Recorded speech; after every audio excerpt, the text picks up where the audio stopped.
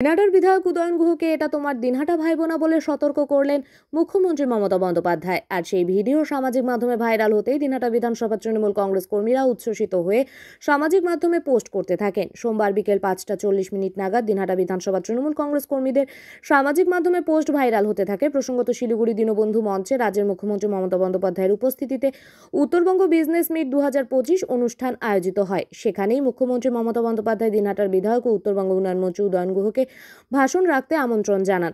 তবে সেই আমন্ত্রণে সতর্কতার সুরে জানান, তুমি ভেবো না এটা দিনহাটা। আত্মবিশ্বাসের সঙ্গে হালকা মেজাজেই নিজের বক্তব্য শুরু করে প্রথমেই নিজেকে দুর্মুখ বলে উল্লেখ করেন উদয়ন।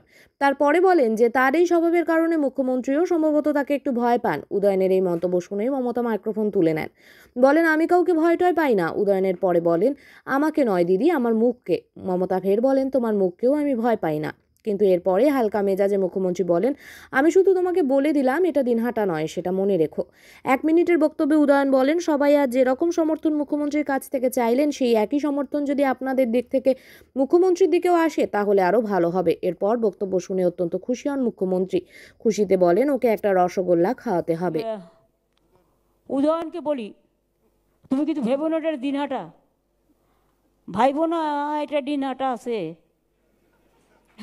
বলো।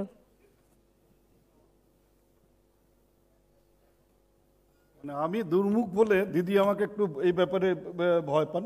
আমি কাউকে ভয়টাই পাই না, মানে আমার মুখের জন্য আর কি না, তোমার মুখকেও আমি ভয় পাই না। আচ্ছা, তোমারে কইয়া দিলাম এটা দিনহাটা নয়। আমি একটা কথা বলি দিদি, আমি এনাদের সবার বক্তব্য শুনেছি, খুব ভালো লাগছিল যে আপনার প্রশংসা করছিলেন, আপনি এদের কত সাহায্য করেন সেগুলো বলছিলেন।